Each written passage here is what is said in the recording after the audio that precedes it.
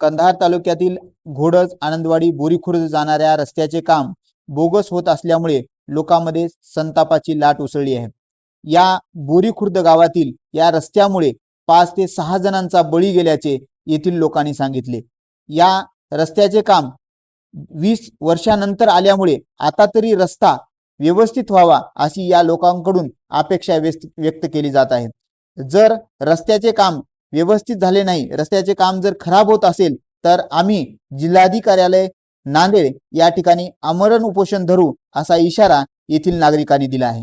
घोडज ते बोरी येथील पंतप्रधान ग्रामीण सडक योजनेअंतर्गत चालू असलेल्या कामाची निकट दर्जाचे काम आहे। आम्ही गेल्या 1 वर्षापासून माननीय जिल्हाधिकारी साहेब नांदेड, माननीय कार्यकारी अभियंता पंतप्रधान ग्रामीण कार्यालय नांदेड, माननीय अधीक्षक अभियंता औरंगाबाद, माननीय मुख्य अभियंता पुणे यांना लेखी तक्रार दिली की ह्या रोडला चालू असलेल्या कामामध्ये निकट दर्जाचं काम आहे। कमी प्रमाणात डांबर वापरणे, खड्डे न बुजवणे, दबाई व्यवस्थित न करणे, वारंवार अधिकाऱ्याला भेटून निवेदन देऊनसुद्धा ही आता पण कुठलीच कारवाई केलेली नाही। हे लोक तक्रारदारांना चुकीची माहिती करून दिशाभूल करतात व गुत्तेदाराला सांगतात की पैसे मागणी करायला लागलेत अशा प्रकारचं म्हणतात। त्याच्यामुळे काम हे निकट दर्जाचं होत आहे। वारंवार ग्रामपंचायतने मी सुद्धा स्वतः लेखी तक्रार दिली। तक्रार देऊनसुद्धा जवळपास या कामाचा कालावधी होता 12 महिन्याचा। एस्टिमेटमध्ये 5 लाखाच्या वर काम आहे, 5 कोटी रुपयाचं काम आहे, 5 ते 7 कोटी रुपयाचं काम आहे, अंदाजित 5 ते 7 कोटी रुपयाचं काम आहे।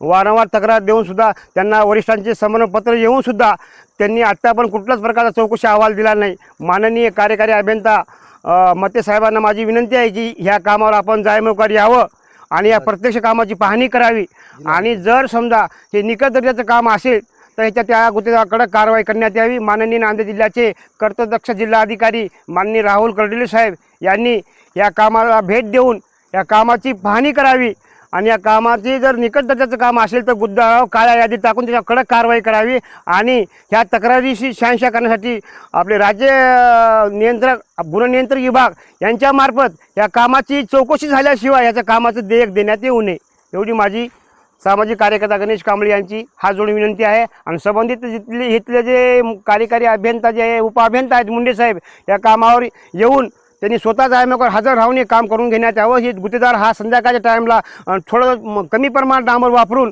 आणि थातूर मातूर करून दबाई व्यवस्थित करत नाही आणि जर आम्ही हे चांगलं करा म्हणून आम्ही हातानं डांबर हे गिट्टी उकलत आहे, हातानं हे काय बघा, हे बघा हाताने हो काय, हे अशी पद्धतीचं काम आहे। हे काय पद्धत आहे का कामाची?